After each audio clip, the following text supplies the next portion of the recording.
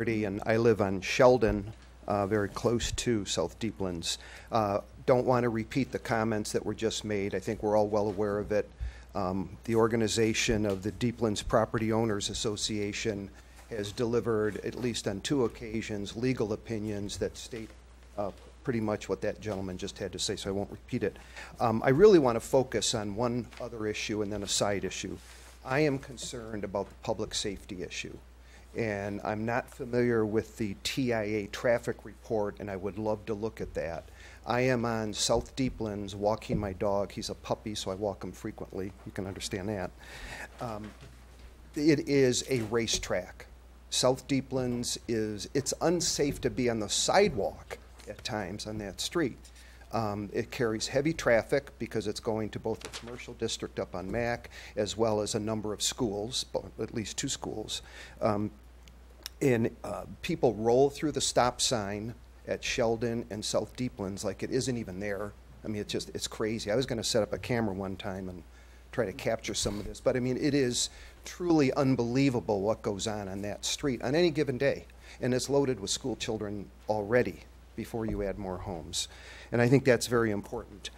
The other thing I'd like to point out, because I'm a CPA, a numbers guy, I'm not a lawyer guy, I think about 18 houses, and I'm trying to, from memory, picture how many houses are on North Deeplands, but I think it's about that number.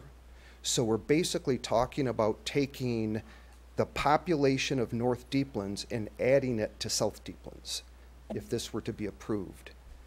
And you combine that, with the safety issue I'm referring to, and I believe those new 18 homes are going to bring a passel of school children, and we're going to end up with safety issues that we just don't want to have with that situation. And then the side comment I want to make, and it really came up with the comment about reasonable alternative and houses of a certain nature aren't saleable. I think the underlying issue here is that the trustee for this estate has got this property priced at a point to substantiate a project such as this. And what they need to do is take stock of the deed restrictions and understand that if they want to sell that property, they have to bring the price down so that it is suitable for the purpose of the land. I didn't get that out well, but you get my point, that it's priced to promote profitable development of 18 homes, which I think is a great idea, but we don't think they're permitted. And the answer to this, because how many times can we beat our head against the same wall? We'll get another developer with another plan, but we're still facing deed restrictions that, quite frankly, impede the value of that property.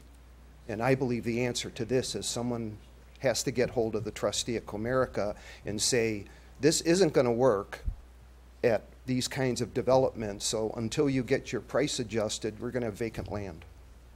Thank you all. Thank you. Any other public comment?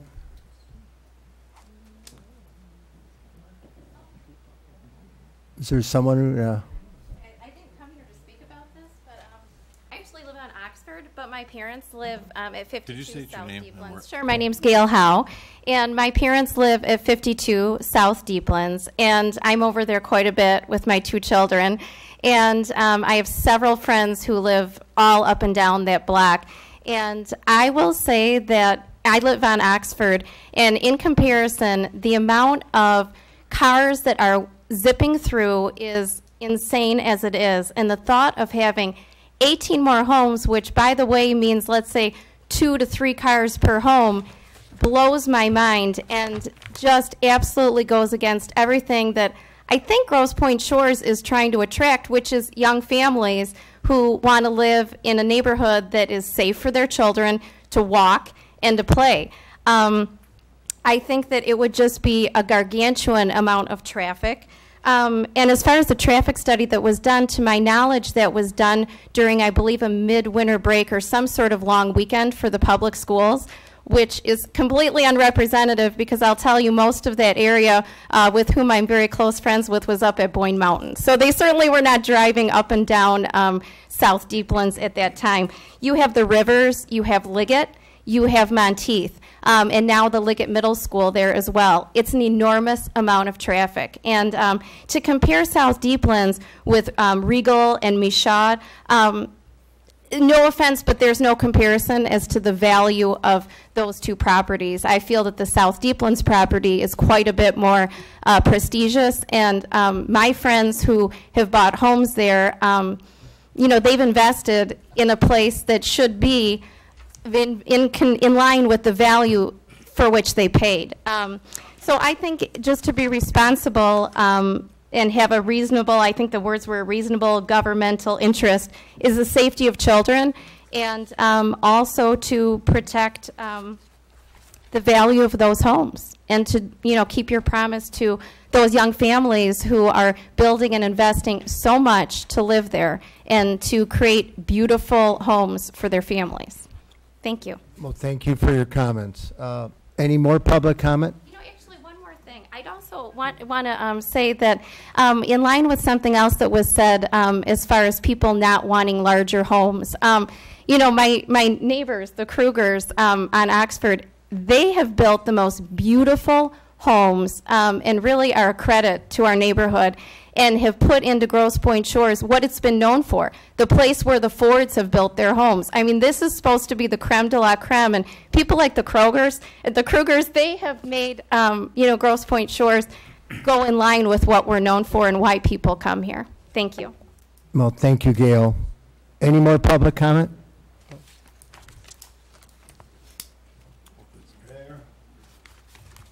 Folks of the council, Peter Matsuga, Sheldon. We were told today that among the attributes of this new subdivision is to be a wastewater treatment system. That's, of course, for the stormwater, and it's required by the new amendments to the Clean Water Act, the Federal Clean Water Act. To have a wastewater treatment system that is authorized by the federal government, the state government, and the county, it has to have a wastewater pretreatment federal certificate. And that federal certificate is only issued when the system itself is fully operating, fully tested, with all data points, with all information, and nothing can be discharged into that wastewater treatment system until it's been licensed. That's what the certificate is. Now, we were told also that it is to be privately owned. I have never seen a federal wastewater pretreatment certificate issued to a privately owned, subdivision-owned wastewater treatment system. But assume it is. It's going to be discharged into the Village of Grosse Pointe Shores sewer system. And state law, including Supreme Court decisions back to 1895, hold explicitly that the sewer systems within a city or a village or a township are owned only by that township or city, and anything within those sewer systems is owned by your city. So if that wastewater treatment system goes wrong, you're responsible. You're responsible. Not a subdivision, not 14 or 18 homeowners. You're responsible. And that is a lot of money. And I certainly don't want to get a special assessment in the mail when that fails. Thank you. Okay, thank you for your comments, Peter. Any more public comment?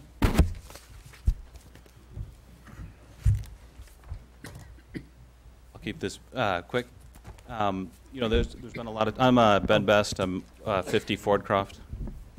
You know, this property's for sale for $3.2 million, but let's just say John Leza knows what he's talking about. That you can't put a road in there, and I think he does. I think it's great that he's here. I was here just to listen to him talk. But 6 lots, $500,000 each. I know they would sell. They're at $3 million. You know, if it's about money, you know, I say let's get to that point. If it takes 40, 50 grand, like John Leza says, I think people would get to that point. You know, I don't know how we get there, but, you know, it's simple math to me. You don't have to put the infrastructure in, so maybe 3.2. is a reasonable price if you have to think about how much you have to spend to put the road, the water main looped, all these other things. But 6 lots, set them back from Deeplands so Deeplands doesn't suffer. Having houses right there, set them back, 6 lots, 500 grand. I've already talked to people that would buy that because it's unique and build a house. And I probably would buy one too. So I think there's a solution that's possible. I don't know how we get there, but I just wanted to throw that out because I don't know why any developer would buy it knowing that a lawsuit was coming. Why would you want to sit on it? Because it's coming. You know, and I don't, this isn't directed towards Rich Russell. This is just directed toward any potential developer. John Lisa's there. Other attorneys are there. They know how much it will cost. Divide that up to willing parties, and it's gonna get a decision one way or another. Win, lose, or draw. I think everybody's ready to have a decision like that be made. That's all I have to say. Well, thank you, Doctor. Any other public comments?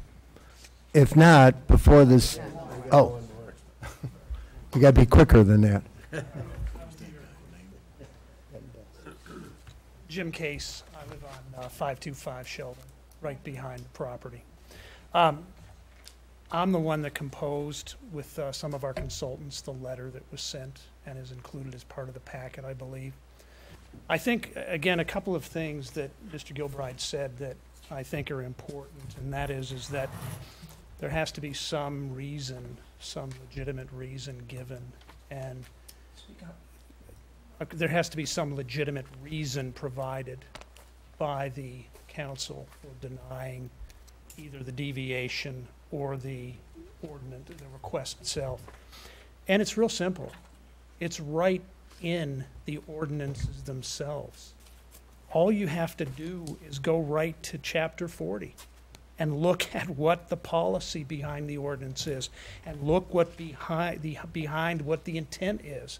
And I want to say something. I mean, again, one of the things is that the policy behind the ordinance is to discourage generic, monotonous suburban development that bears little or no relation to the historic developed character of the village neighborhoods. That's exactly what this proposal does. It violates that. It is monotonous. It is not in keeping in character with the neighborhood. It's real simple. Simply because they're single-family homes that are proposed does not make it harmonious. It does not make it harmonious. We all know that. This is stacking for the purpose of profit 18 homes into this parcel of land. And they've gone through all kinds of conniptions and all kinds of I don't know what not.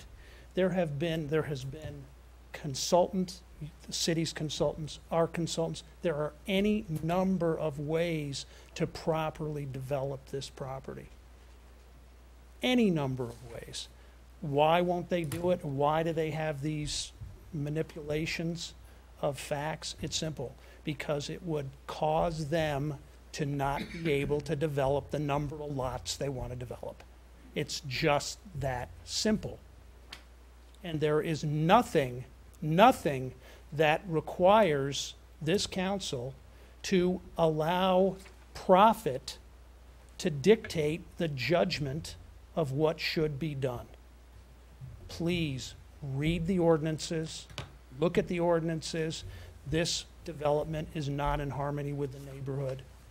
It violates safety, public safety. It violates the cul-de-sac rule, and there's good reasons for that. My goodness, we know that. The play was stated over and over again to the Planning Commission. It's very, very simple. That's all you have to do. There is no reason to deviate. There's no reason to grant this whatsoever. It doesn't suffice and stand with our community. So you composed the letter regarding the turnaround and all that. So are you accepting the fact, contrary to what Mr. Lisa has said, that you can only build on Deeplands? Because you're somewhat, you guys are in conflict. I don't know which one. No, what I have also said in the letter that the deed restrictions are applicable. So which one is it? So are we I think go with the deed restrictions? I think that personally, what I would do if I was on the council. Well, I'm not asking for that, okay? And if you want to do that, what I'm asking you is more specific. Run for office? Exactly. More specifically, what I'm trying to understand is, you know, there's the first condition that's being brought up is whether they have the deed restrictions supersede anything else. That's Mr. Lee's point, that the deed restrictions from day one preclude even a discussion of this development. Okay, we do not have standing at the city to pursue that, if you will, in a courtroom. The individual property owners and the adjoining have standing to do that, so they choose. Mr. Lee's comment is, don't let it go that far. Stop it in the bud. Protect us. Don't enforce us. I understand. I understand that distinction. My question to you is: you're going one step further and saying, if that's the case, that's not true, then the development fails on its face because of these other reasons. I think, again, there are any number of, I'm going to answer like a lawyer, because that's what I am. Okay. I'm a lawyer too, so Yeah, I. So, But that's what I'm trying to get what to. I'm going to say is, how I'm going to answer that is this. The deed restrictions apply. How they are interpreted, I think, can be subject to different interpretations. John, I'm sorry, I'm being honest. The bottom line is, though, that the deed restrictions, in my judgment, prohibit the development in the manner that it's been proposed by Mr. Russell. One. Two, you can deny it for that reason, because I believe that with the property rights that we have, you should enforce those property rights. I think that you're allowed to do that under your ordinances, and I think that there is, again, I'm not here to threaten anything, but again, you've seen the opinion that we have from council, that we believe that if the ordinance was passed, that it could constitute an inverse condemnation by the city of our property rights. Instead of it's passed, you mean if we grant a deviation, rather? Yes, that's right, that's right. So again, I believe that's the case. I don't think you need to necessarily just rely on that. I think there is plenty of ammunition in the ordinances. It's not just involving the cul-de-sac length. It's involving the lack of harmony that the thing has with everything. There are half a dozen reasons, at least, why this plan violates the ordinances and shouldn't be passed. It's that simple. Thank you for the comments. No, Ted, I'd like to ask Brian, can you speak to the deed restrictions? It was something I hadn't really considered. Sure. I can. I want to speak to deed restrictions and a couple other points that were made tonight, too. Okay, please. The deed restrictions, there's two sets of them. One is relative to Deeplands number 1, and the other one is relative to Deeplands number 2, and they're identical deed restrictions. I think that these two subdivisions were developed at slightly different points in time. And in regard to each one, and this is to Mr. Lee's point earlier tonight. Can you speak up? People can't hear. Yeah, sure. In regard to the point that Mr. Lees raised, only 6 lots, only on fronting Deeplands Lane, et cetera. There's a reservation from the owner, from Mrs. Stackpole, in other words, relative to both sets of deed restrictions. And she says in here that she agrees, as being the dominant owner, to the following commitments regarding only the portion of those lands which directly abuts South Deeplands Road. In other words, the front building line is no less than 35 feet from South Deeplands. There's supposed to be a certain height and footprint, I'm paraphrasing, and then architectural control must be no less restrictive than that set forth in the deed restrictions themselves. So I respectfully disagree, first of all, and I'm not advocating for either Mr. Russell or for other builders that might have come along and said we'll do less houses. But I disagree that it's limited, that you can only build on Deeplands Road, fronting Deeplands Road. This simply says that those houses that are on Deeplands Road have to be a certain number of feet away from Deeplands Road and the other restrictions that I mentioned. That's number one. Number two, again, this is a contract between property owners. Deed restrictions are a contract between property owners. They're not a contract between property owners and a city, such that the city could not go into court and in its own right assert standing to enforce those deed restrictions. It would have to be a property owner. And in these deed restrictions, there's another provision in both sets of them that say that if there is a violation, then a property owner can, or any group of property owners, in essence, can sue the others for the nonconformance or for the non-compliance with the deed restriction. But the city doesn't have that authority, doesn't have that legal standing. There's a third point here, and this goes to the issue of, well, protection, okay, and you know, there are some good arguments made about protecting citizens. And again, I am not advocating for anyone here. I'm not advocating for Mr. Russell or for Mr. Case's group or for any other builders that have come along, but they're all citizens. I mean, whether they're citizens or whether they're corporate, they're still citizens of the city. So the protection is to be equally applied, in my opinion. That said, this is a matter dealing with the plat. This is not a matter dealing with the style of homes or whether the roofs are tile or whether, you know, there's a certain style, and, you know, these crazy deed restrictions say no Italian stuff and no Spanish architecture and no flat roofed. And you got to put them in perspective of when they were actually enacted or recorded. But this is not what this is about here tonight. This is about a plat. And the plat, on the one hand, or the zoning, or the ordinance that covers the plat says that this is R12 zoning. And on the other, there are different review provisions, and this gets back to the review. In the development design standards that deal with the Planning Commission's review and recommendation to the City Council, it's talked about a deviation. All right, there's a deviation provision in that ordinance. In the City Council review provision of the development design standards, there's a separate section, it's 26-291. It talks about a variation, not a variance, because again, this is not a zoning matter. And this is not under Chapter 40 of the Zoning Code. And then if you go into Chapter 40 of the Zoning Code, or the Chapter 40, and you go to 40-393, that contains the variance provisions that are incumbent on the City Council acting as a zoning board. But those are entirely different than what's set forth in either the Planning Commission piece of this under the design standards or the City Council piece of this. Those are really quite different. They have to do with dimensional variances and use variances. But all three, it doesn't matter which one you really look at. All three go to the issues of undue hardship and are there any reasonable alternatives. So whether you're Mr. Gilbride's client, you're electing to say, well, it's the deviation that, piece of it that applies, and I disagree. Or whether it's the City Council's variation piece of it which applies, which I believe does apply, it still bottoms out to the same issue. Can we do it some other way, or is it really undue hardship at the end of the day?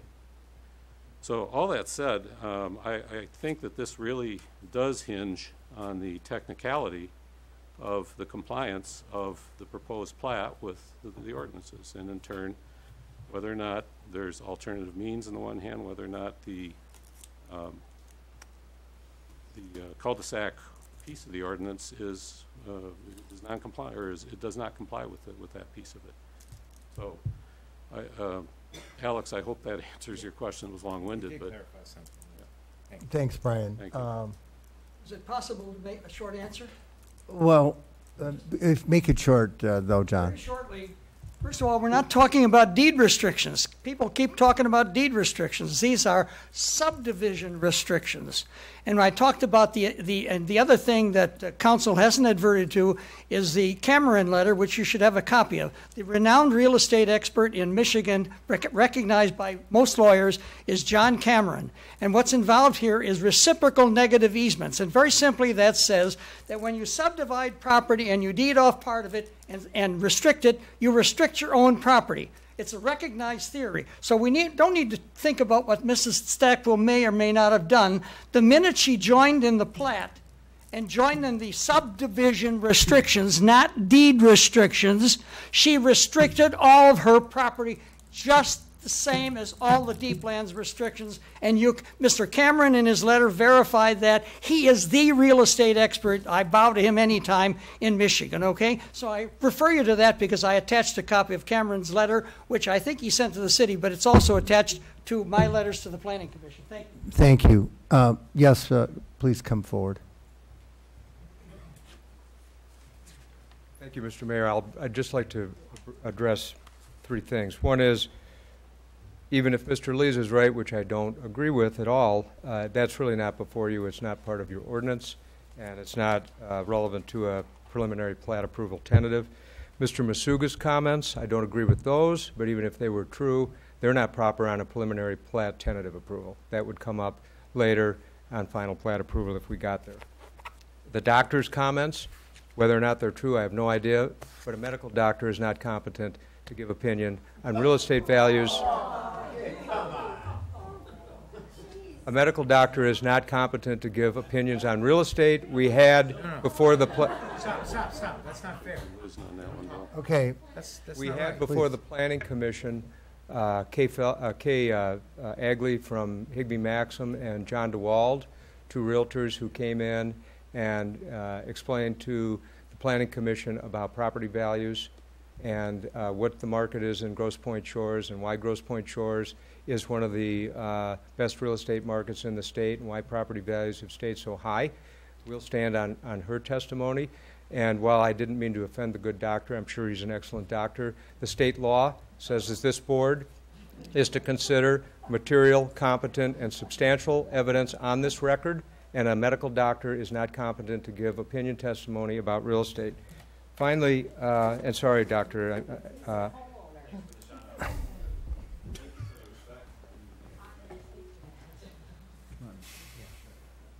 that's all I have. Okay, thank you. At this point, are there any other comments? Okay, please come forward. I'll be frank. What he said about Could you come to the microphone, please? Please. the property, and this is a little bit different. It's not about this venue, but I came right away. I live at 33 Greenbrier, and I'm going to tell you right now. And your name, please? We have no electricity again. So if this Grosse Pointe Shores, the values are going up, the electricity keeps on going out. So my name's Christina Rayo. Okay. Mark knows me. I ask that you guys support me in going to Lansing to get a consumer advocate in the Michigan Public Utilities Commission. You said no, it wasn't worth it. I have no electricity right now. This is the second time in, Bruce, how long? You were in Florida. March, thank you.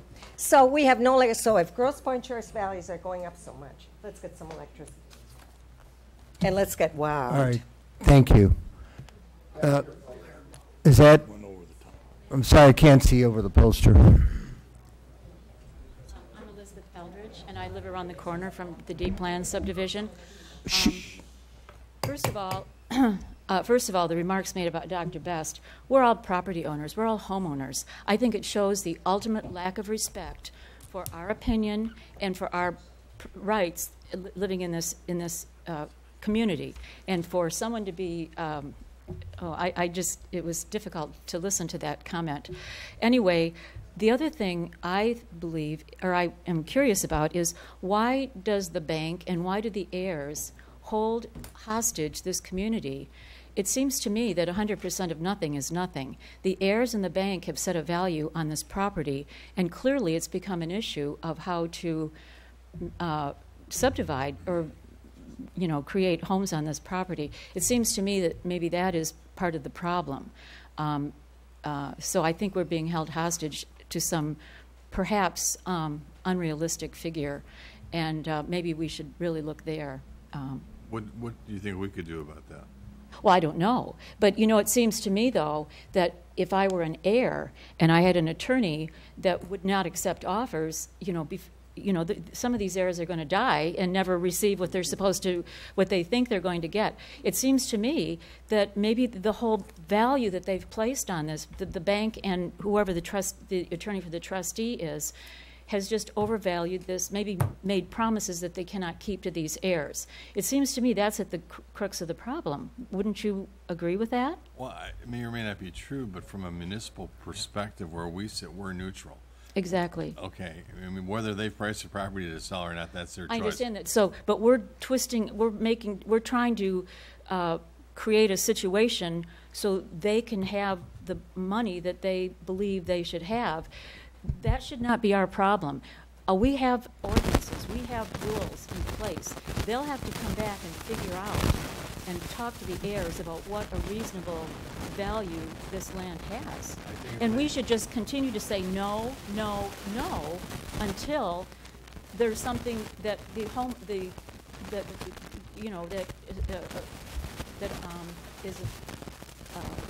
what you're saying. Exactly. I'm sorry. Sooner or later, they're going to realize maybe the price is too high. Perhaps, and Perhaps, but we're in no position to do that. Our position simply is tonight but your position should be, in my opinion, is to protect the neighborhood, protect the rights. Exactly. And so I'm just saying we're fighting this bank and these trustees because they demand more money. And we're saying, well, no, you can't do that. These are the ordinances. This is what the people in the community. We need to protect the people in the community. And they're just going to have to, you're just going to have to say no, no, no until they come up with a reasonable price and we can work together and create something beautiful. Okay, thank you. Well, thank you for your comments. At this point, I'm going to close the public comment portion.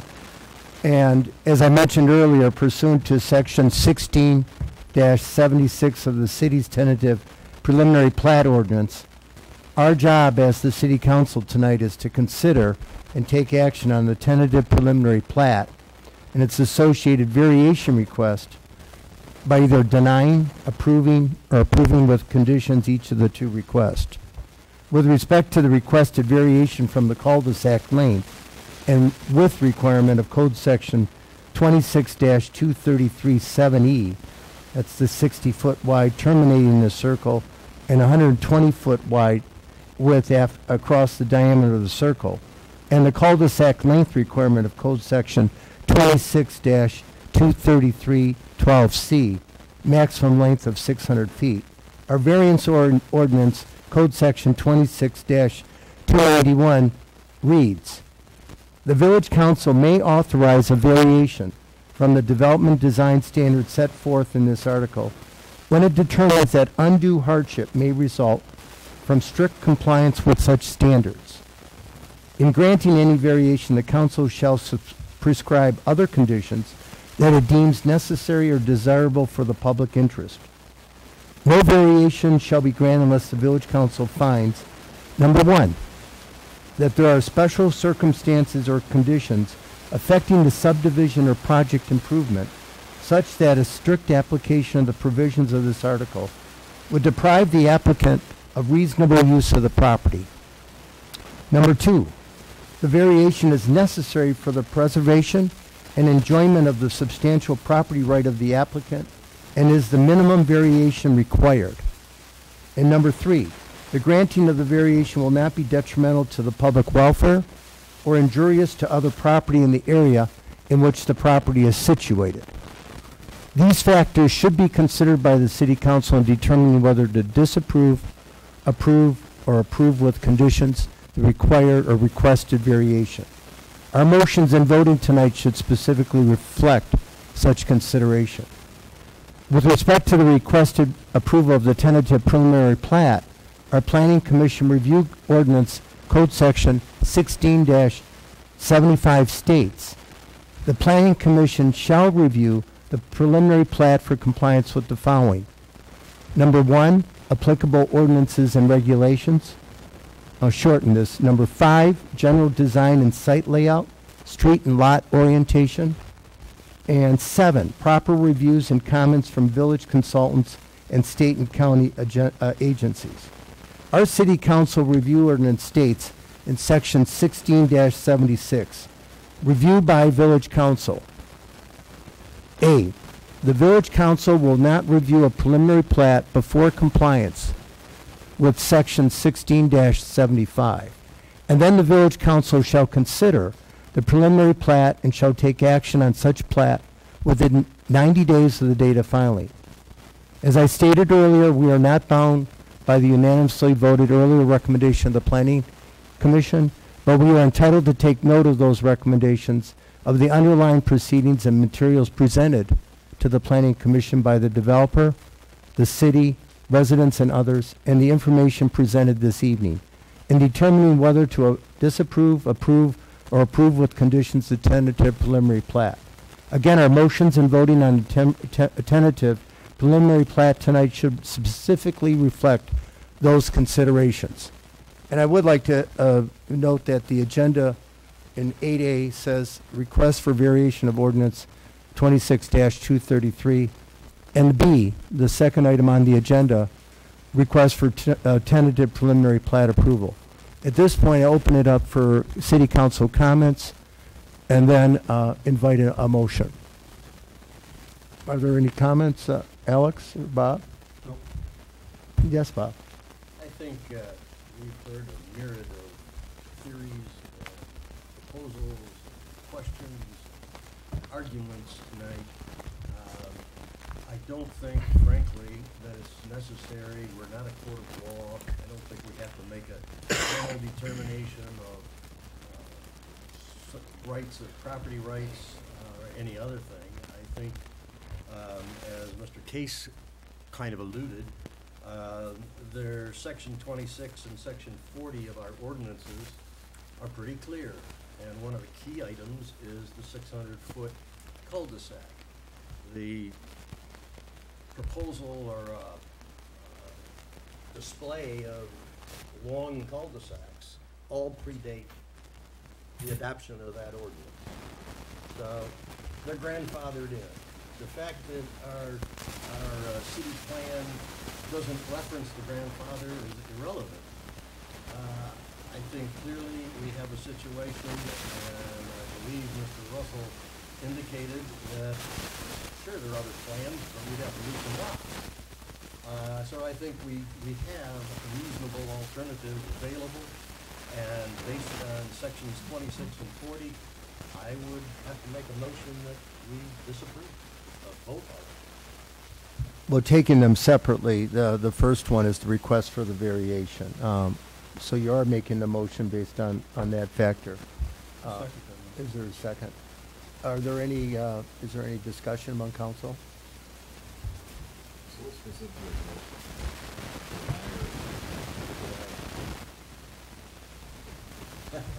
Well, I guess we have to be specific. Are you going to propose the language? Or you could. I'm not doing it. The magic word under the ordinance is disapprove as opposed to deny.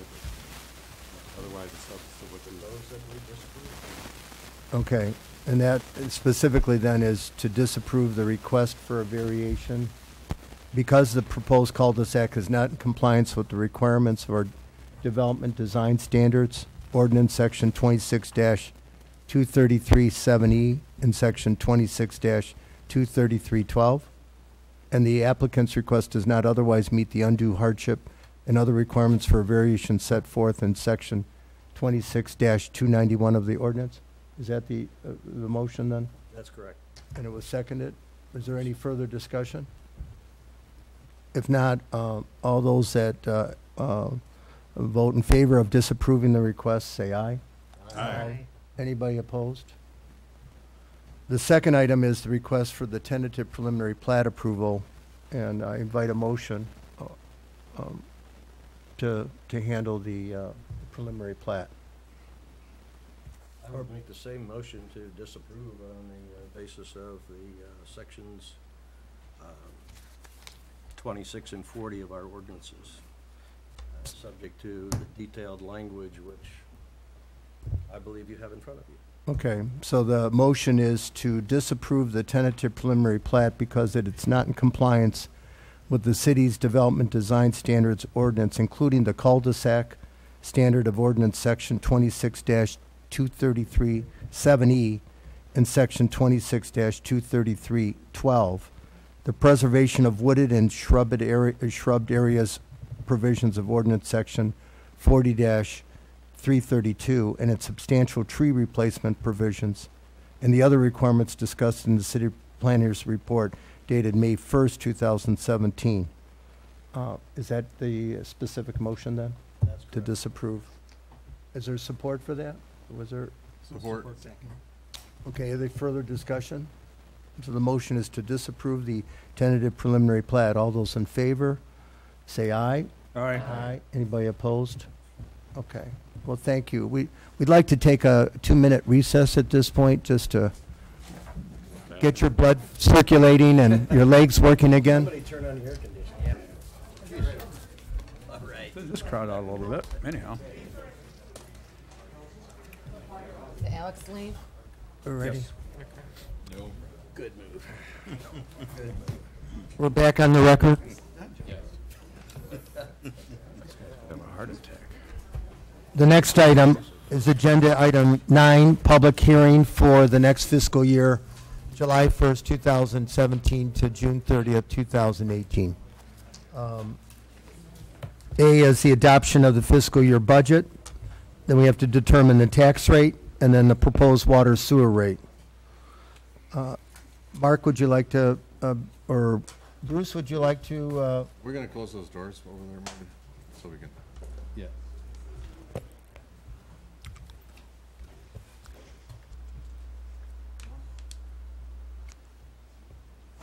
There must be a Tiger game. We lost most of our audience. They don't care about the budget, they only care about. All the interest. And our air conditioning. Yeah, it's back on. Oh, is it back? Hallelujah. Is the power back on then? I We're on a generator. think we're on On the generator?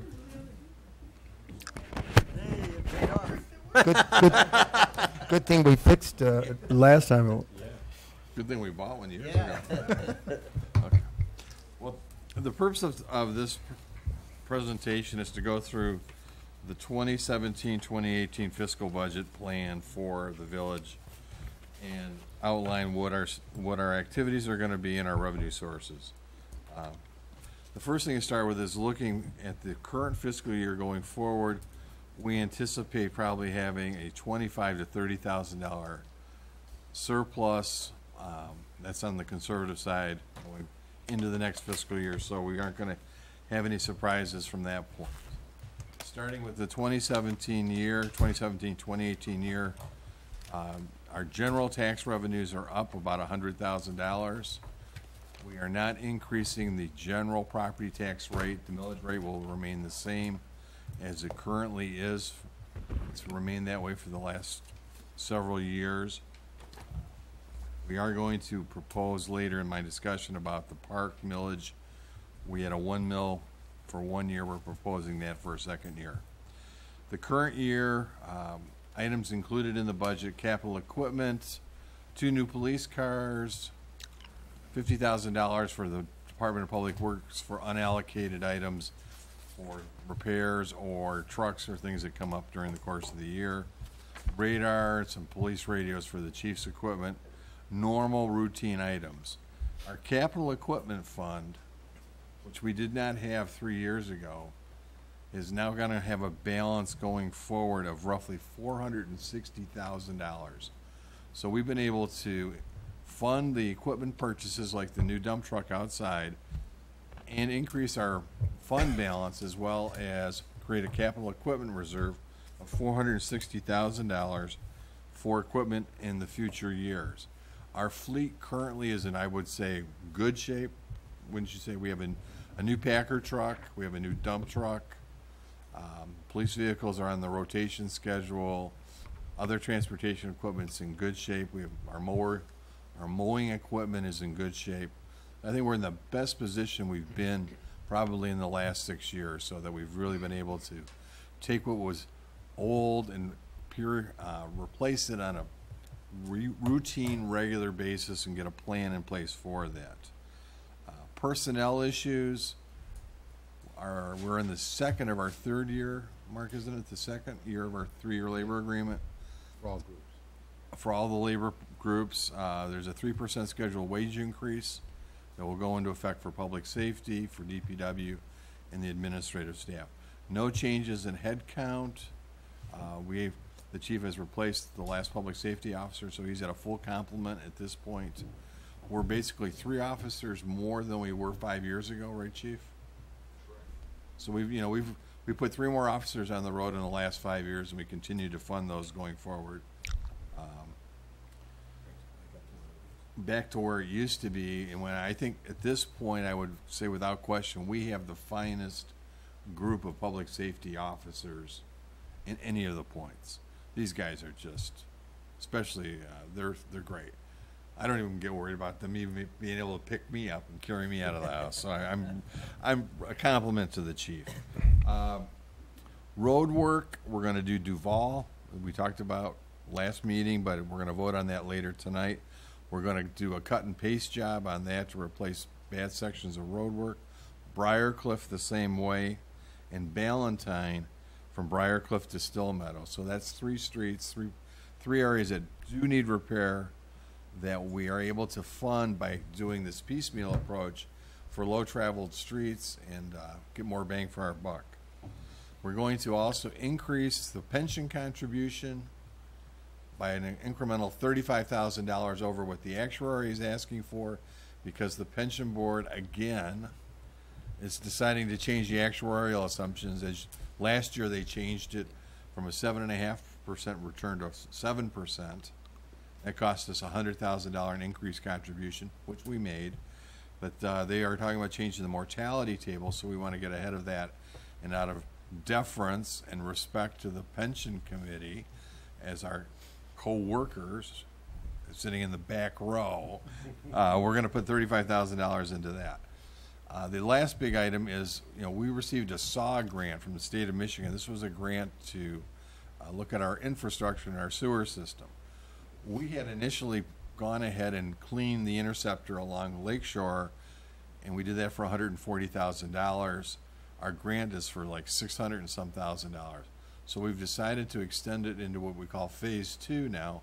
We're going to do all the residential streets, which will be reimbursed and paid for by the state of Michigan. We'll clean them, televise them, and see if there's any deficiencies.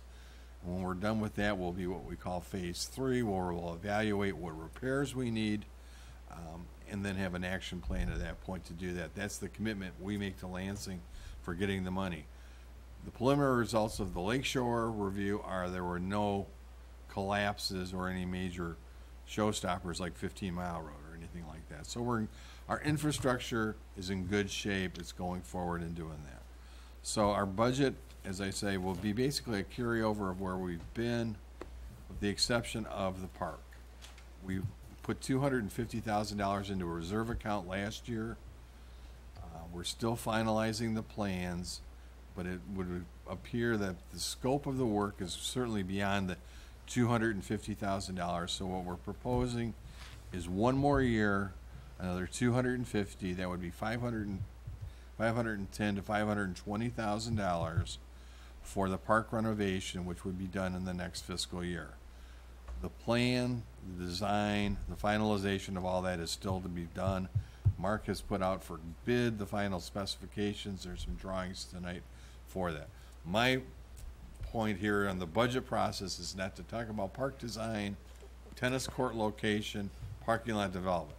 I'm here to talk about the money. I don't want to, the discussion about the park and the renovation plan is later on in the agenda. So that's it in a nutshell. If there's any questions from council. I have a question about the mill for the additional year. We asked the residents last year to put a mill towards these park improvements. It's now a year that we've sat on their money and we've done nothing. How you can say, or how do you say that the scope of the work, and we know it's going to be this much money, we have absolutely no idea how much this is going to be. We haven't seen numbers from anyone. whether it be the guard shack, whether it be moving the tennis courts, not moving the tennis courts, or doing this.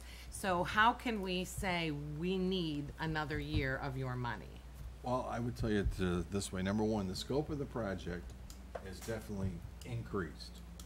The scope initially was to replace the tennis courts in their current location. We had a concrete quote for that, if you will, in the range of $250,000.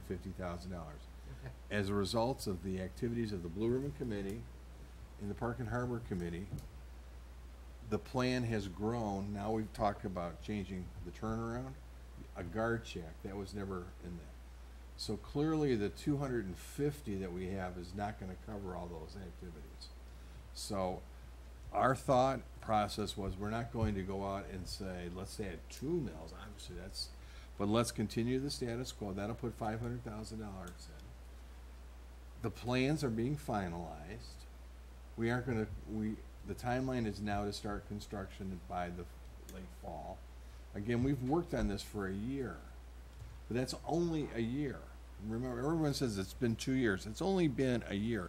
We started this process a year ago to decide how we wanted the park to be going forward. So that we're at a point now, I think, where we'll have a design. We have a budget of this much to spend. If the community wants to go beyond that, let's look at private fundraising, let's look at contributions, look at donations. I think that is an adequate point to start. I mean, I would agree with you, Tina. $500,000, that's a lot of money. There's a lot to do with that. But it's earmarked, it'll be allocated towards the park activities. If we don't do that at this point, we don't raise the money, we have a fixed budget of $250,000. We can design park renovations for $250,000. Will that produce the result the community wants? That's hard to say, because we're getting a lot of different opinions. You know, some residents want a guard shack, some people want the tennis courts moved. I don't think there's unanimity yet in design or agreement on that. And the quote process is a bunch of different options, so that you will have hard numbers to say, move the tennis courts from point A to point B is $300,000. The guard shack is another whatever number, I don't know. Okay. So that's where it's going from. So we have to have the money first to do the work.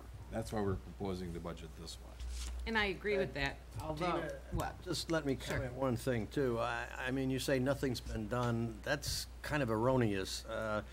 There's been a lot of engineering done. They've taken core samples to find out whether or not we can move the tennis courts. Engineering drawings have been done.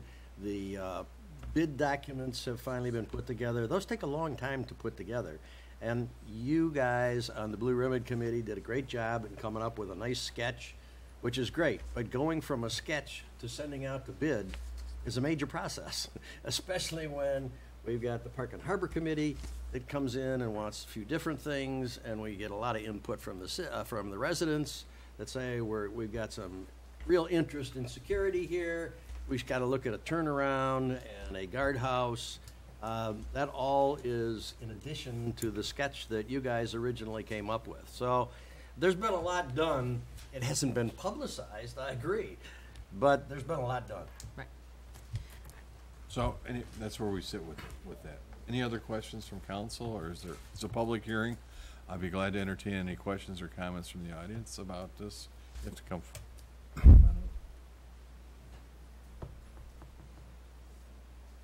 My name's Joe Lamone, and resident here. And the $250,000 that you say is it an escrow right now?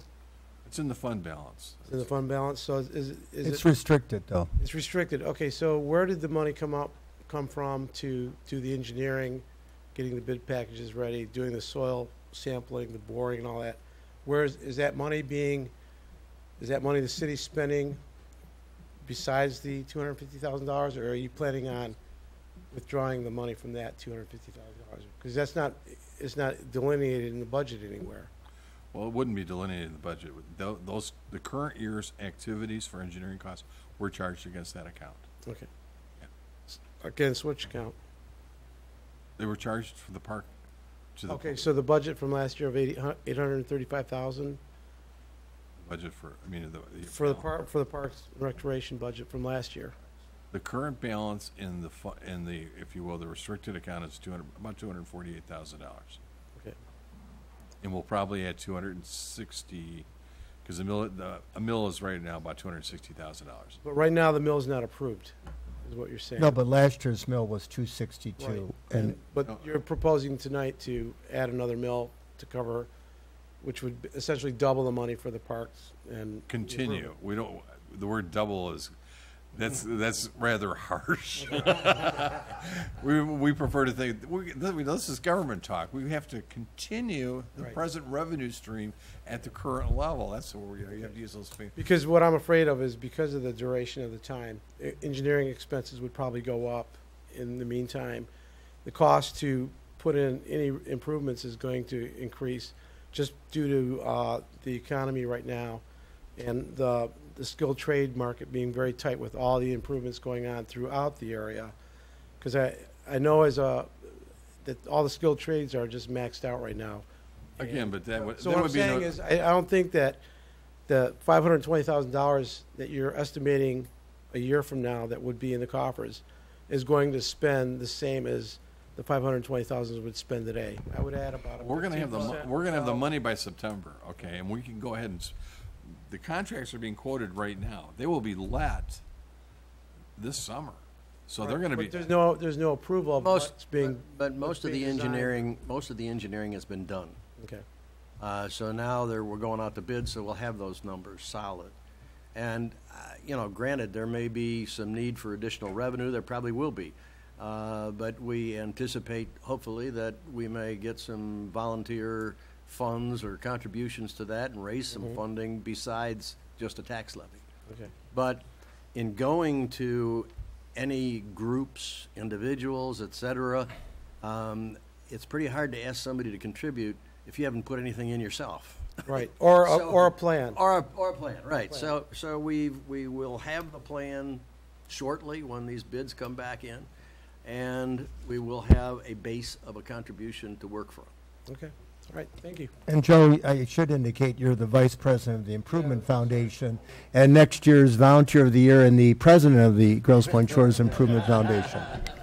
So, and I thank you for your patience, because we had a town hall Saturday, and we heard a lot of spirited debate. The thing about the park is that it would be very easy just to replace the tennis courts in its present location. I mean, we could just replace the fencing. We have a bid for it. That would be real easy to do. Just keep it there.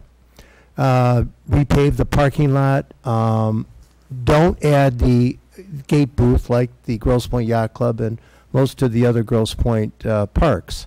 That would be the easy thing to do.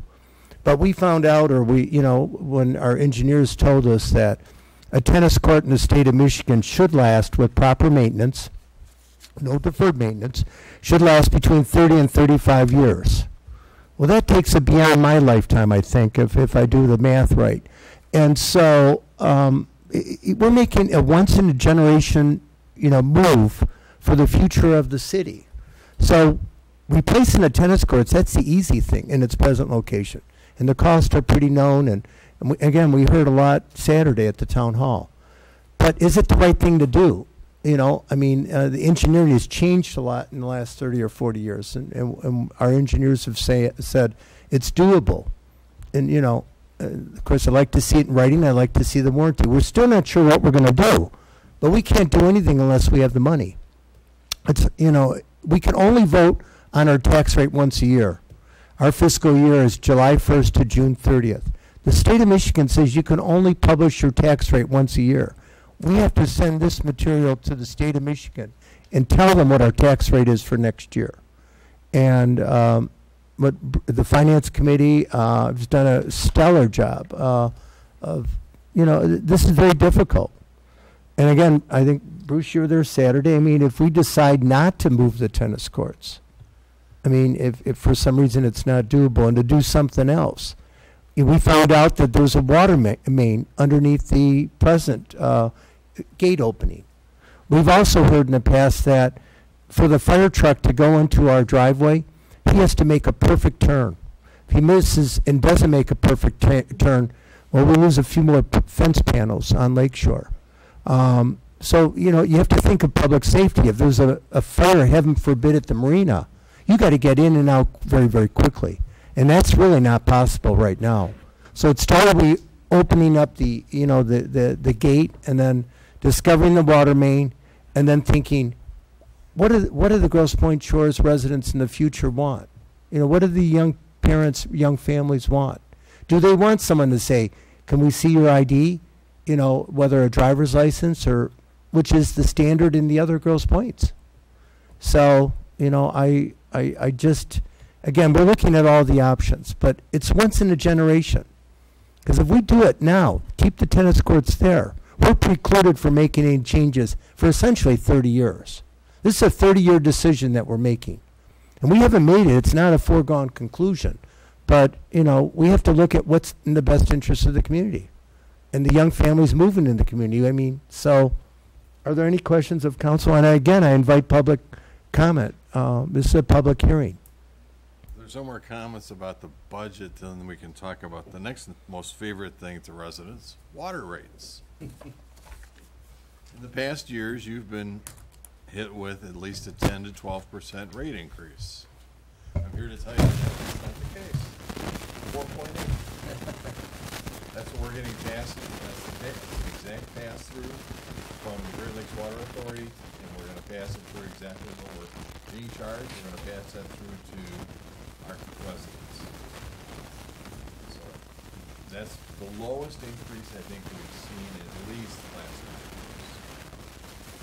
Some communities, again, most of our residents are on minimum billing. We will have the second lowest minimum billing of the coast. We'll be the second lowest minimum bill, right? So we're pretty good with that. The other thing we're going to try to finish is, I don't know if you've seen City of William, we've had access to this remote read meter. We started this a couple of years ago, and we've been very successful at this point, where your water meter can be read remotely from the City Hall, and it gives the City Hall real-time information in case you have a water leak and other activities like that. When we get to about 75% of the village completely installed with that, we're definitely going to consider changing our billing cycle from quarterly to bi-monthly. That will probably be happening in the next year. So before morning, you'll have more frequent, smaller water bills. The reason for our change to do that is simply that Wayne County now, I mean, the Water Authority, they have most of their bill to us as a fixed charge. It's not a variable how much water you use or that.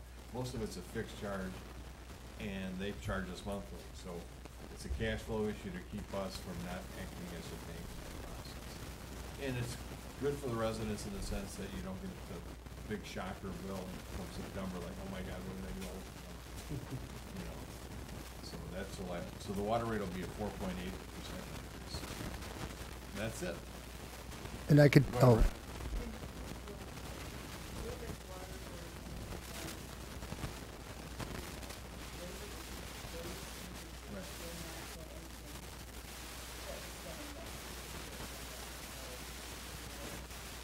Well, we think it's going to be, it's subject to change. We usually do. So that's the budget proposal. I would tell you, sitting here as I've been on the finance committee now for 6 years, I think the village at this point is in the strongest financial position, not only in terms of money in the bank, but in terms of the resources, infrastructure, the transportation equipment, the buildings, the heating equipment, the roads, the sewers. I think we've really got a handle on where we're going forward with this stuff. I think a lot of deferred maintenance or other issues we may have had, we've overcome those. We've got new street lights. You know, we've got a lot of really great improvements that we've been able to accomplish, and I think the village is looking pretty good. And just think, Bruce, 5 or 6 years ago when the power went out and we didn't have a backup generator, that would have shortened this meeting quite a bit. Maybe that's a good thing, I don't know. And remember, you know, we get more phone calls, certainly I do, everyone here is sitting at this table, we're the complaint department. We get more phone calls about water bills. And this automatic read, this radio control of my street, Woodland Shore Drive, has completely been done. I mean, it's nice. If I went away, in years past, people would come back and they'd have a $9,000 bill. How did I get a $9,000 bill? Well, they had a $9,000 water leak, you know, from a major leak in the house. And they didn't know about it because they were away. With this new automated reading system, right, Brett, we can be proactive. We've caught some of these major breaks in the nick of time and alerted residents who were in Florida and other places in the world that, you know, there was something wrong with their house. And we were able to gain access and prevent a problem from becoming a major disaster. So that's one of the main advantages of upgrading our technology in the city. As Bruce said, increasing the infrastructure needs of the city. I remember there was a pump 6 years ago.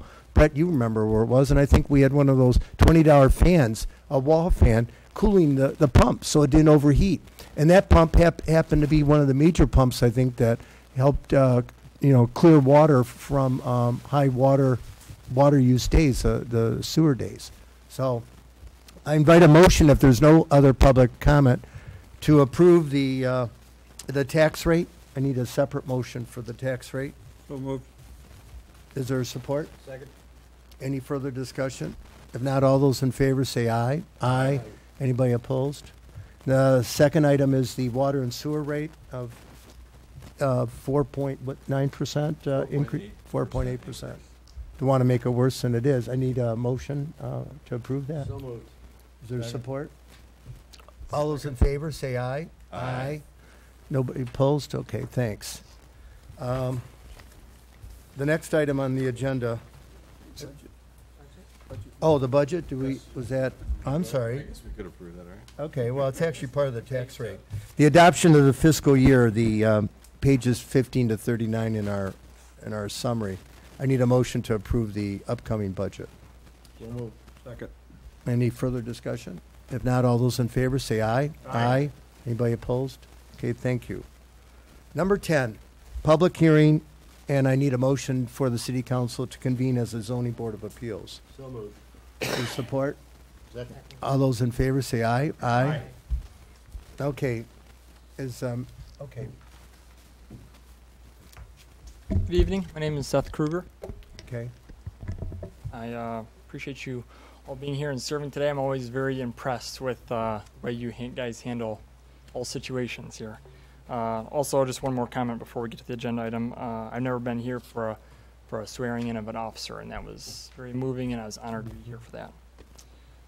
So just a little bit of background. I don't know how much you guys have known about the Lamparter's property at the time, but back a while back when Mr. Lamparter was asking for his lot to be split into three lots and as 3 buildable lots for 3 houses. That would bring one of the houses far out into in front of the Oxford setback, and that was never approved and did not get very good reaction. And later, a few years later, we bought the Lamparter property, and we proposed for a 2-house lot split, and we never asked for anything more than that. We weren't doing it from a standpoint of buying to resell. This was for our own family, and we didn't want to, create anything that wouldn't be good for the community or what the community wouldn't want. So with the lot split and where the houses were, we set it to the same distance as where the previous house was.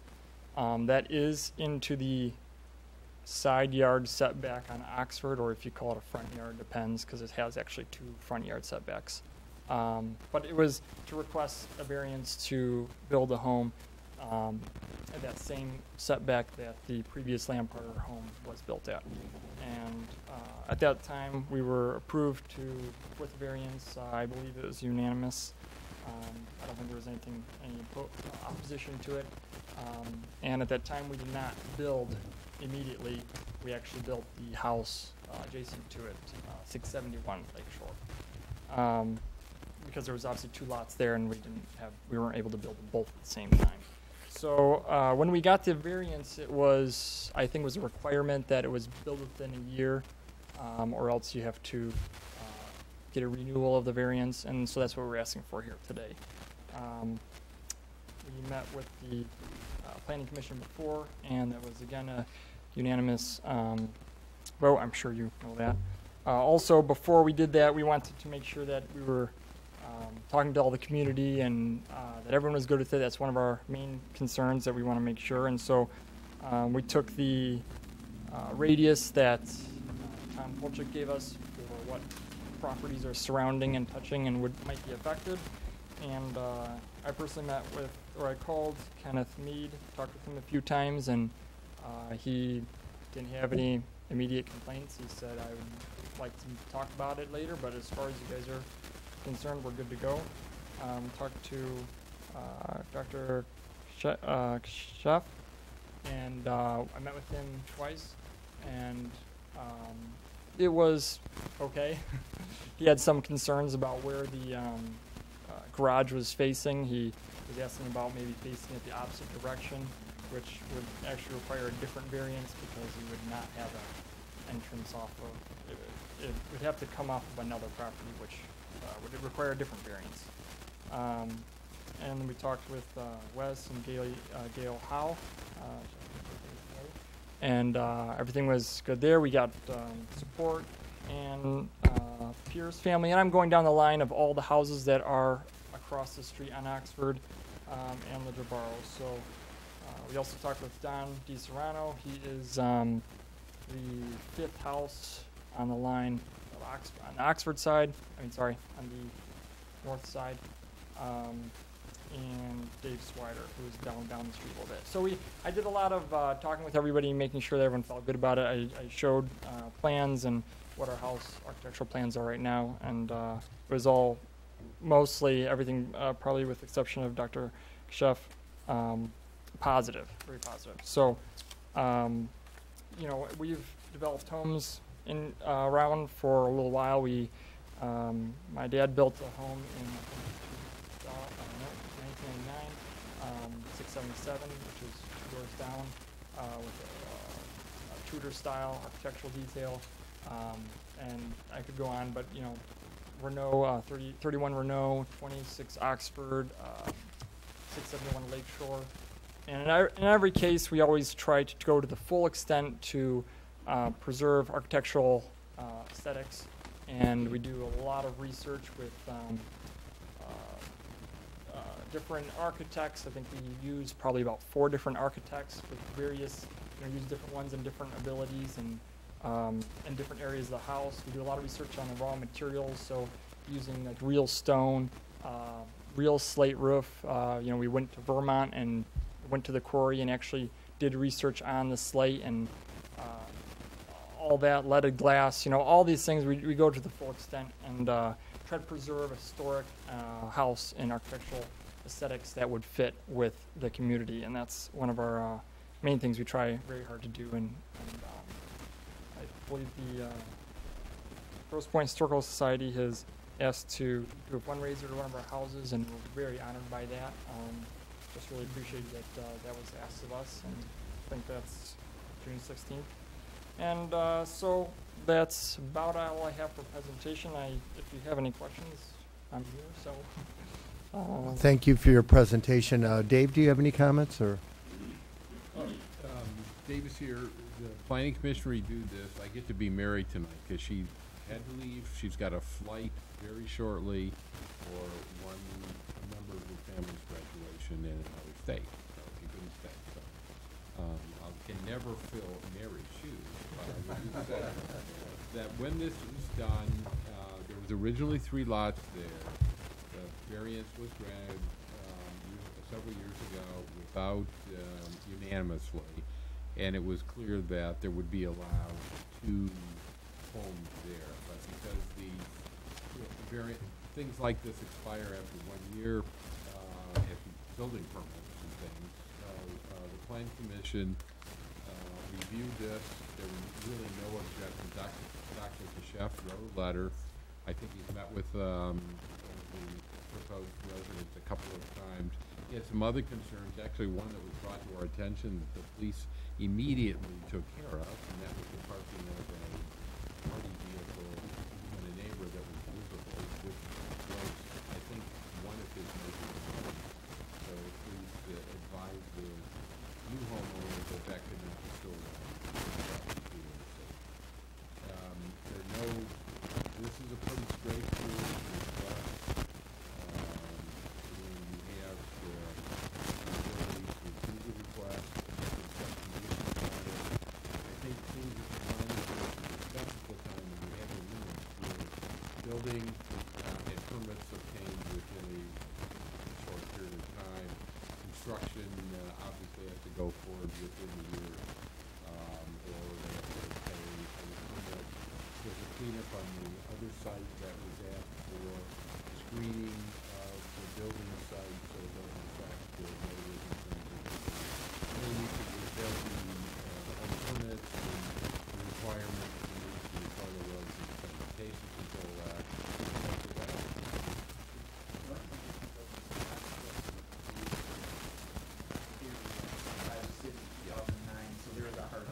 There was a hardship that was, I mean, that is was approved previously.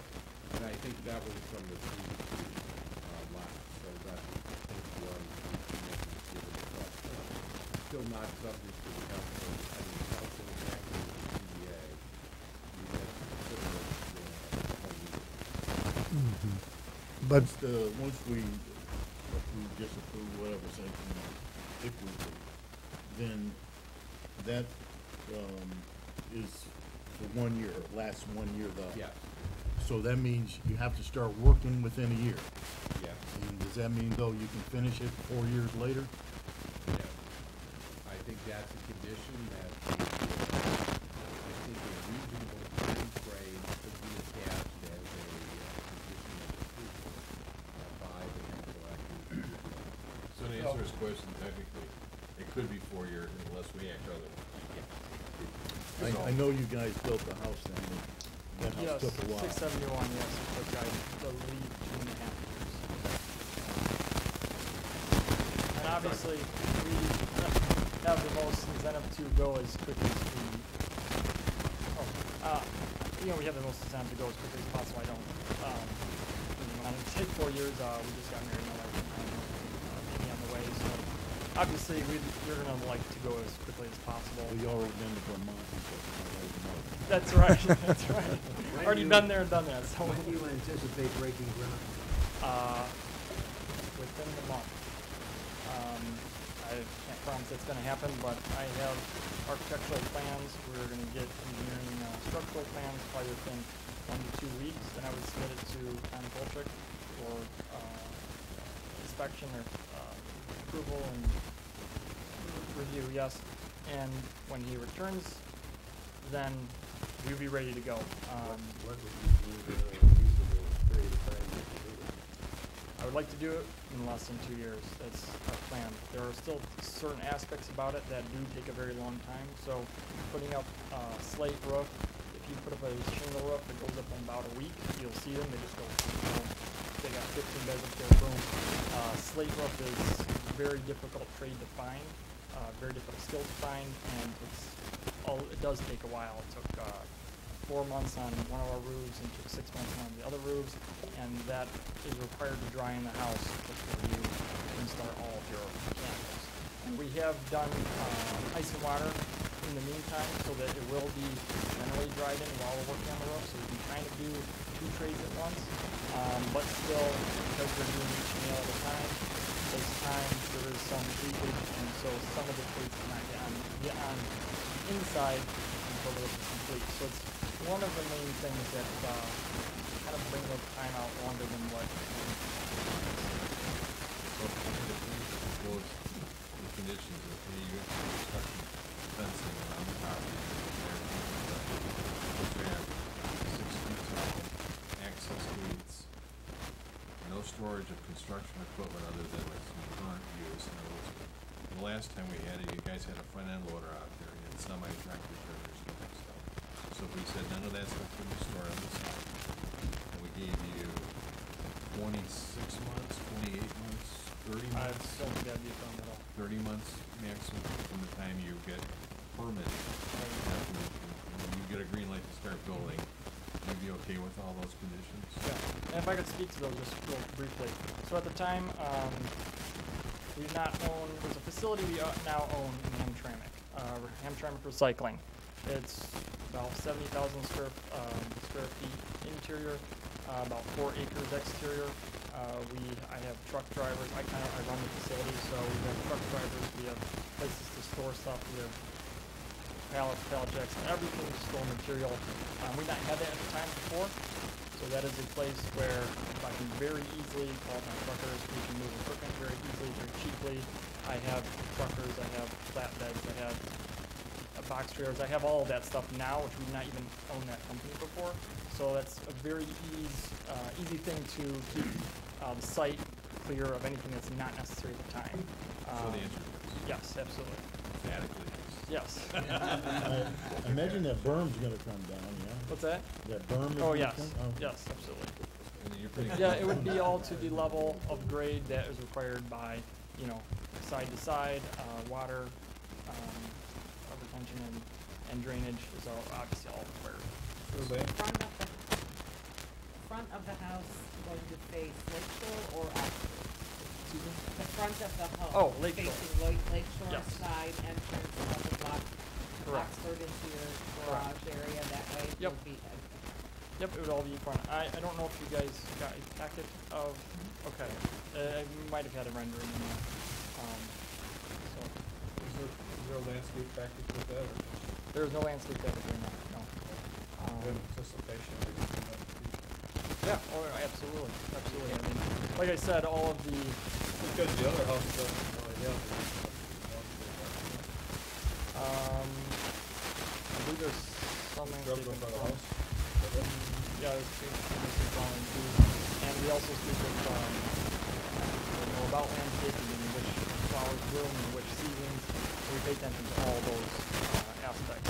Some people obviously prefer to have more landscaping, maybe more private landscaping. If you look at the houses we've done before, we're a little bit more open landscaping. I think it's sort of a preference, not necessarily a mandate or whatever, but we try to do the best we can to make it look as good as we can. The Tudor house that you built a couple years before that, was that over the height restriction at one time, 30 feet? Or The one on 677? one on Lakeshore, I think it was 2 houses from... I do not believe that any of them were no. over the height limit or was requested. It seemed like it was lowered after the building was started. I didn't know if there was an issue. I don't know. No? Not anything recent. No, this isn't... Okay, Oh. okay. Okay. Yeah, it was a different house then. Well, good. And Dave and Mark, there was a practical difficulty that we meet. The standards for granting a variance are very explicit. So a motion to approve has to be based on practical difficulty, and that was caused by a lot split, not of your own making, right? The one before. Is there any public comment before we close the public comment? Oh, Gail. For someone who hasn't come to any council meeting, boy. At 6:45 tonight, I was in a lawn chair watching my 8-year-old play baseball, and I got a call from my neighbor requesting I come here and represent him. Then I ended up speaking about Deeplands. I mean, this is quite a night for me. But anyway. Well, this is one of the chairs you were sitting in, probably. Right? Yeah, exactly.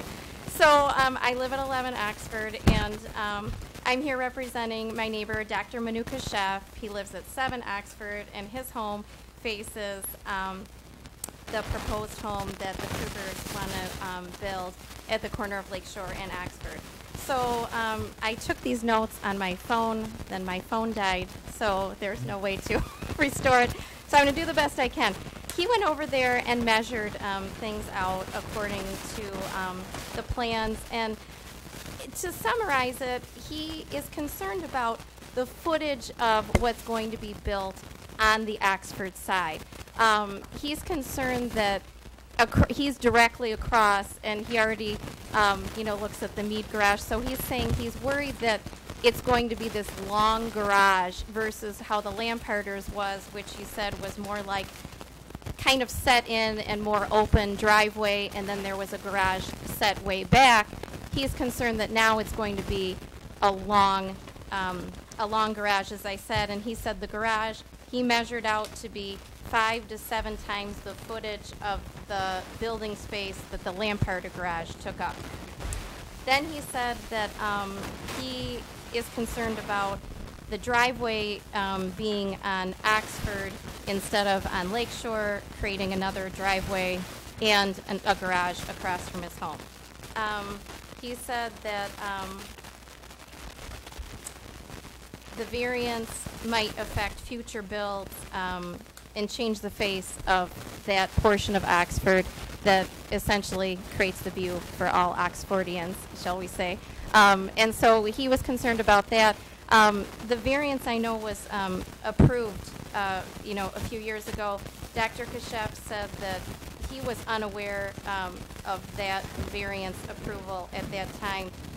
As a complete aside, he also wanted me to mention that he spends time abroad teaching at hospitals overseas, and he said that he actually doesn't know about some of these things that go on, and he suggested that perhaps some of the notices be given electronically, like emailed to the residents who are in that area instead of just by mail, because he said if someone was in Florida, or in his case, if someone was, overseas in the Middle East or elsewhere, they would have no idea what was going on in their neighborhood, and they would probably never know that anything was being erected across the street from them.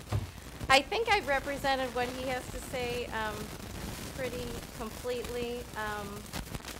I think, and then he realizes that this variance is something that is being voted on today, and then I believe that the actual building of the actual acceptance of the building plans is something that would be at a later date. I think we're all set.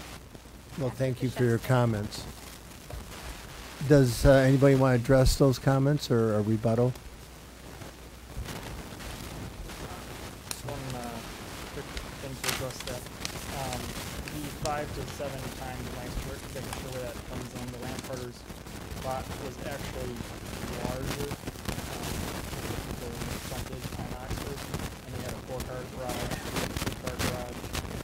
So I very highly respect Gail, and I appreciate what she's doing as far as something for her neighbors, but that's just put it or 3 cars and 4, and it was Okay. Mark, do you have any comments, or Dave?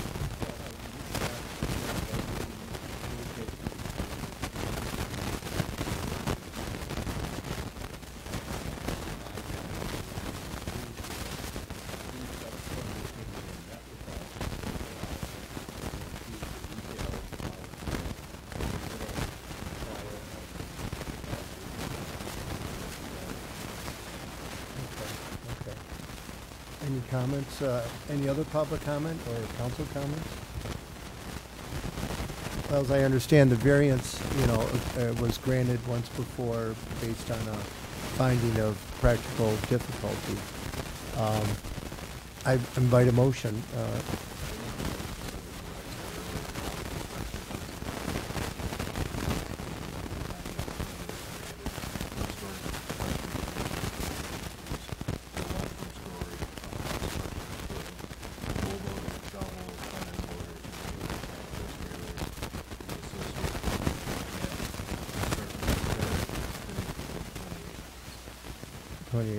Is there a second for that motion? 28's okay? You're good with 28? 30, you want 30? Let me pick a number, is it 30? 30 months. I think that's 30 months. Okay. Okay, any further discussion by council? Mark?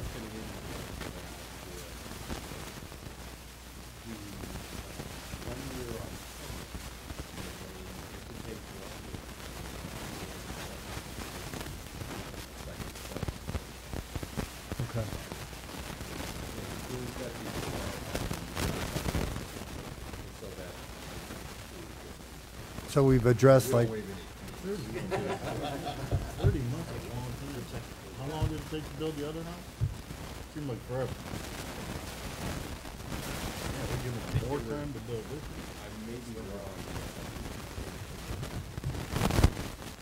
Oh, the other one. Yeah, but does it have a site road?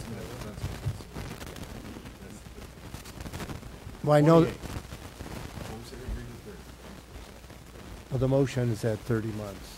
It's been seconded. Any further discussion? Tina?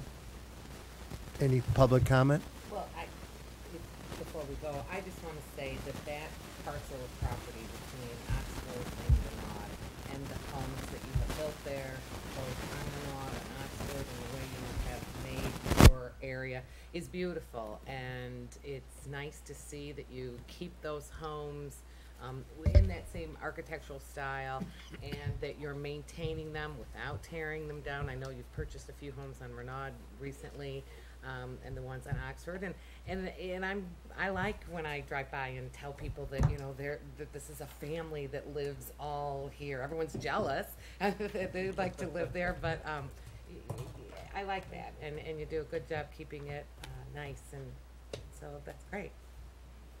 Okay, well then, no further comments. Well, at this point, then, I ask for a vote on the motion to approve with the special conditions, screening, no porta-johns visible, no, you know, no, the equipment, construction equipment, because we did get complaints about that, and within a time frame of no more than 30 months, and the building permit will be still subject to our review at City Hall and subject to inspection. And again, the practical difficulty, the reason for the variance is the same as before, the practical necessity, the difficulty with any other alternative plan. All those in favor, say aye. Aye. Anybody opposed? Okay, well, thank you. Thank you. Good luck. I'm planning on going to your, look at that.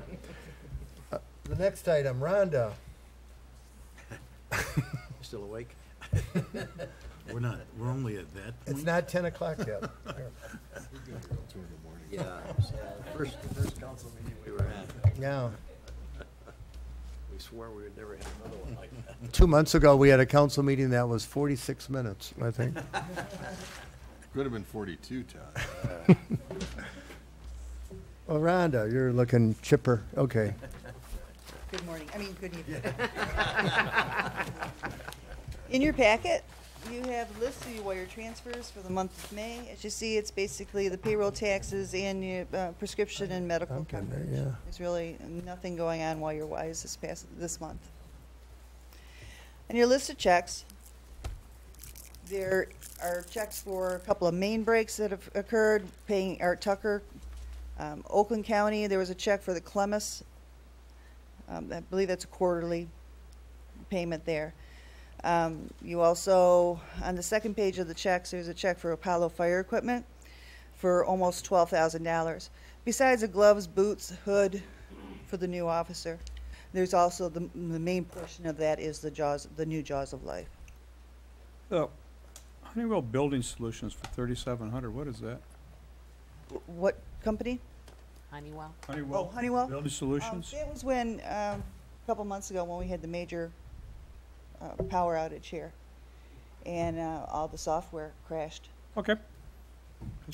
And this, for the benefit of Joe. Joe, there was a check for $2,518 to our engineers for looking at the feasibility of the tennis court, replacement and relocation. So that's coming out of our general fund, that engineering, that soft cost. There's also several checks issued for this springtime, getting ready for all of our grounds, whether it's the fertilization, mulch, the flowers coming in. And also on the page 3 of the check register, you'll notice a check for Dittman Tree Service for some storm damage and some clearing some park trees also. Any questions of Rhonda? Now, do you need a motion to approve this check run totaling approximately $267,000? So moved. Is there support? All those in favor say aye. Anybody opposed? Okay, in the balance of your packet, you have the balance sheet and the revenues and expenditure sheets for the various funds. I would like to point out, coming in June, probably around the second week of the month, you'll be receiving the next water billing. Towards the end of the month, of course, you'll get your summer tax bill. I would like to note that for those parcels of property in Macomb County, their bills will be higher than normal in the previous years because we're going to be collecting the South Lake Schools portion of tax in the summer instead of the winter, per their request. Okay. And also, you will be also able to go online to our website and pay your taxes with a credit card. There will be a user fee for that, but there is that option out there also. On June 26th and 27th, the auditors will be returning, and we'll start the audit prelim work. And at the next council meeting, we will hopefully have some amended budget numbers for the current fiscal year. Good. Thanks, Rhonda. You're welcome. Bruce, anything to add? June 13th is our next Finance Committee meeting, 10 o'clock in the morning. That's a week before council. We'll be talking about the budget amendments for the current year and plans going forward. That's Well, good. enough for me tonight. Good job, Bruce. Public Safety Chief? I'll try and keep this to an hour, Mayor. We're pushing for a record tonight. Just as a note, we believe the power issue was related to a transformer at Morningside and Vernier that exploded and did kick our generator on. So. And it knocked out Greenbrier then, huh? There's a crew on site as we speak. According to my DTE app. 10:45 restoration, so keep talking. There's no sense going home. I got time. The Arbor Day run was a great success. We had approximately 80 runners. It was a nice day. It was a little cool, but everyone enjoyed the morning. Again, this year, Mr. Dan Stahl provided the maize and blue shirts, and a thank you letter has been sent to him. He's very generous in providing the apparel for that event. Last week, the pumps on both of our fire engines were tested, and I'm happy to report that our 1986 and our 1995 Ford trucks pumped water to the same capacity as they did when they were new. So they did very well, and we're happy about that. In relation to water as well, the mayor was talking about the opportunity with the self-read meters, with the city read meters. It's important that we get you on our watch list so that we can provide, so we have some contact information as well. So residents want to remember to, if they leave town, to notify our clerk, put your house on a watch list. We do check it every day. So that would help us identify and notify someone if there's a problem. The only other thing I have is a thank you. You know, most residents and et cetera, they will come to a council meeting and they'll see an officer sworn in and they'll think that it's business as usual, but it's really not, because and I'm very grateful to the city manager and to the mayor and council and to the residents should know that you are very supportive for the public safety department, and we appreciate it. And we know that we're the largest budget item in the city, but we have some excellent officers working in this community. I'm very proud of them. And it's not just business as usual. We are grateful, and the residents should know that we have the best equipment, we have the best officers, and we try and do a really good job every single day. But we couldn't do it without your support, and so we're very grateful. Thank you, Chief.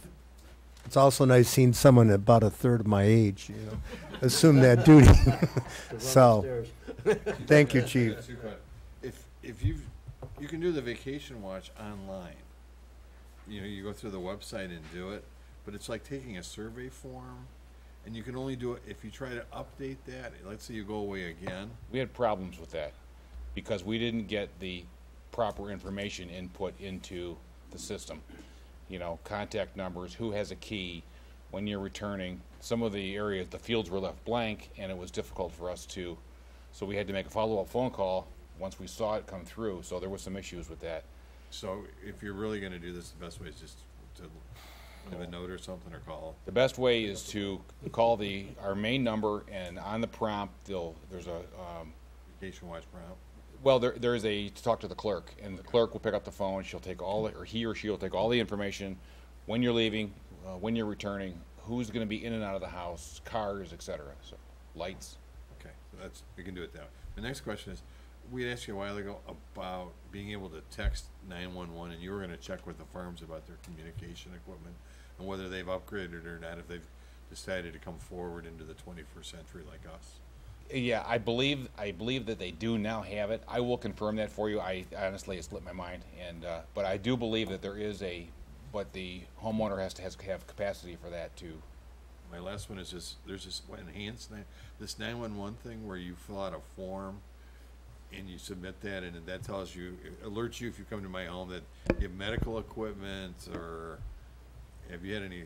Basically, we rolled that out in the newsletter. Basically, it's called Smart 911, and it is a system whereby a resident can go online or speak with an operator and provide information regarding seniors in regards to medications, diagnoses that the resident may have. There's been a little bit of pushback in that people feel uncomfortable parting with information that is relative to their medical history. It is a complete secure site.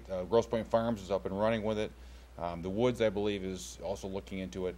The chiefs met on it, and I think it's a great idea. I explained it in one of the newsletters, I believe, and it was.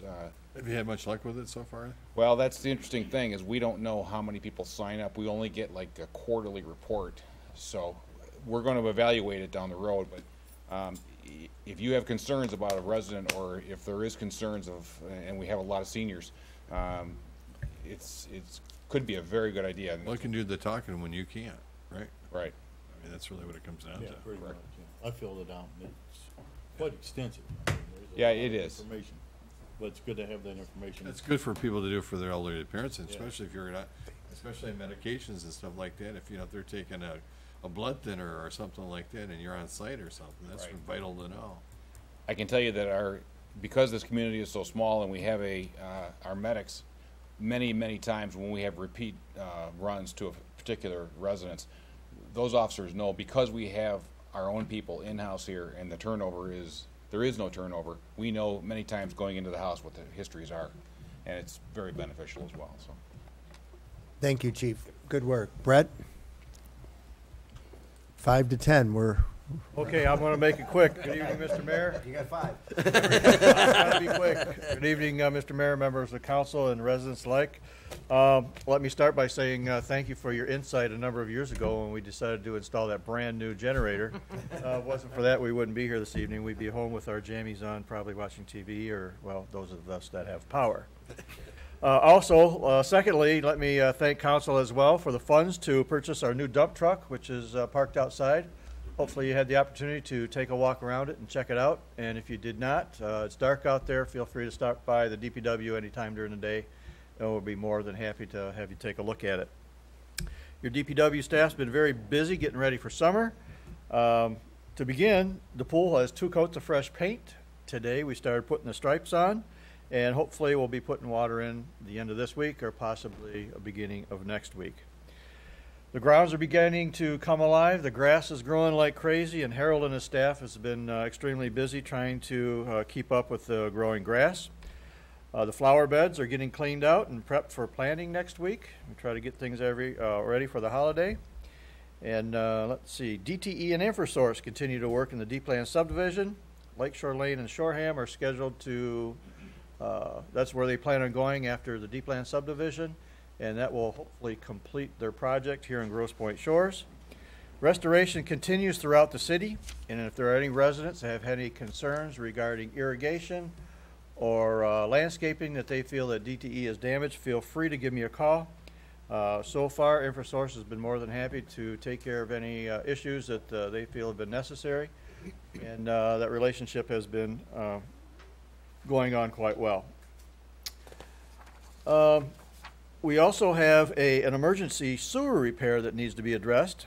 I've been able to get some unit pricing from a previous contract to line approximately 300 feet of 12-inch sewer on D-Plan's Court.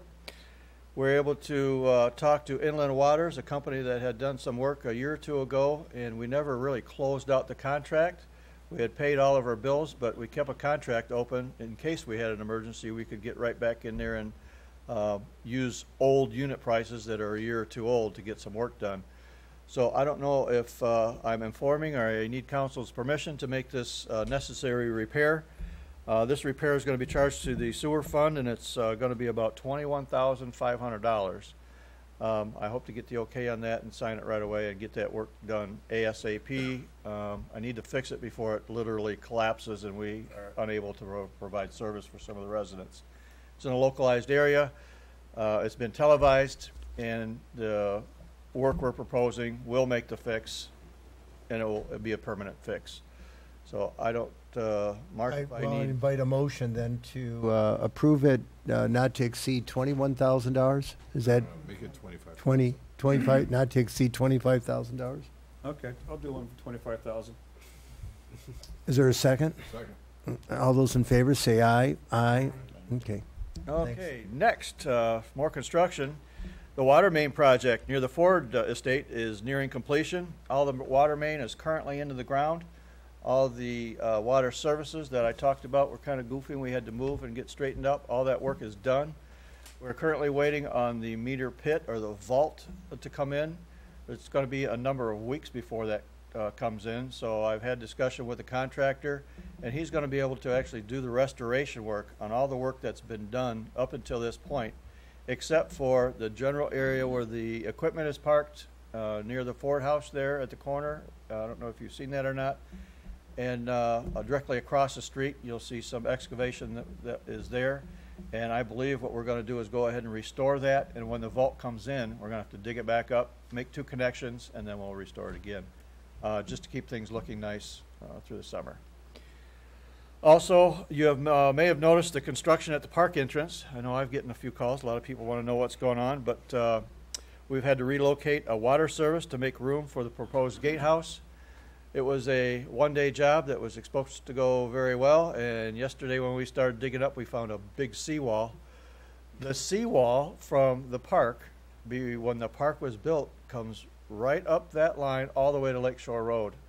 We were inside the gate about 20 feet, and we hit that seawall, and it's about 3 feet across. I got some really neat pictures if you want to take a look at them.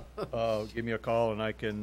Too bad they can't move it to the portions that we have no seawall. Yes, that would be nice, but they actually had to break through the seawall and go follow the seawall where we wanted to relocate, and then they had to break the seawall again to cut back in and to match the existing line. But they got the work done. We had a lot of guys, a lot of equipment, and a lot of mess, and we hope to have that cleaned up before the holiday, make things look as good as possible.